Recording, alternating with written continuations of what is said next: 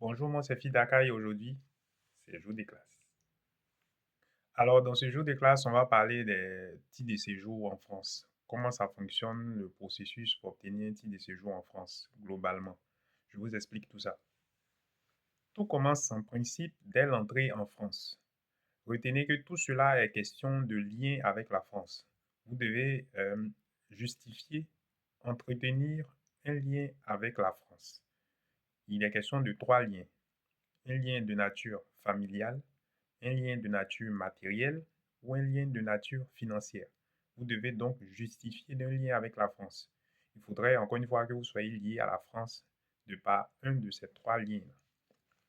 Si le lien n'existe pas, vous n'avez pas le droit d'entrer en France. Par contre, si le lien existe, mais qui n'est pas très intense, à ce moment-là, la France vous accorde un visa de type C qui vous permet d'entrer en France, mais pour un court séjour.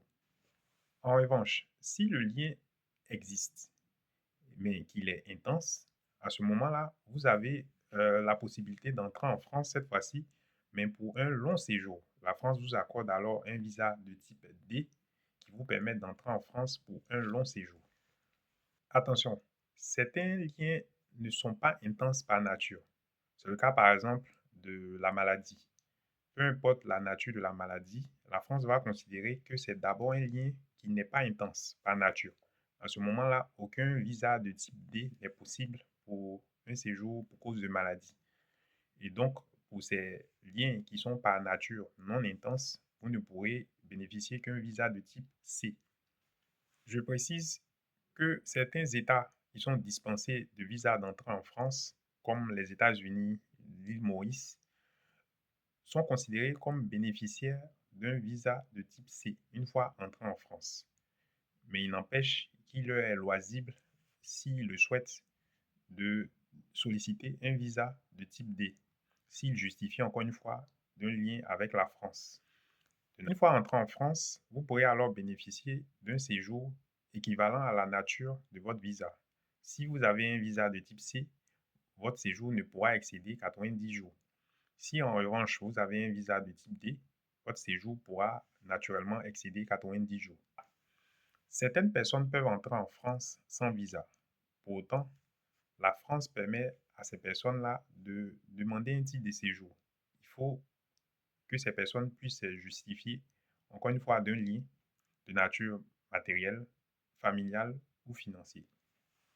Parmi les liens que peuvent revendiquer ces personnes figurent certains liens que la France considère comme intenses par nature, et même très intenses par nature. C'est le cas, par exemple, d'un ascendant de Français, le père ou la mère d'un Français. Alors, pour ces liens-là, la France estime que peu importe la nature de l'entrée, qu'elle soit régulière ou non, ces personnes-là ont la possibilité de solliciter au même titre que des personnes titulaires d'un visa, un titre de séjour. On parle alors de procédure dérogatoire.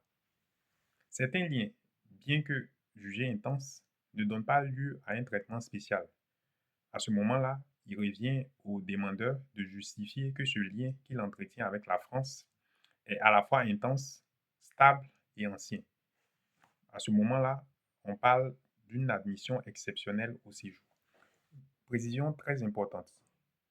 Un étranger qui justifie d'un lien qui existe mais qui n'est pas très intense pourrait a priori bénéficier d'un visa de type C qui lui permettrait de bénéficier d'un court séjour en France. En revanche, s'il rentre en France et qu'il revendique ce même lien-là, il ne pourra bénéficier d'un court séjour. Il s'expose à un refus de séjour. L'admission exceptionnelle au séjour est réservée exclusivement aux liens qui sont intenses par nature. En résumé, pour obtenir un titre de séjour en France, il vous faut justifier d'un lien avec la France, de nature familiale, matérielle ou financière.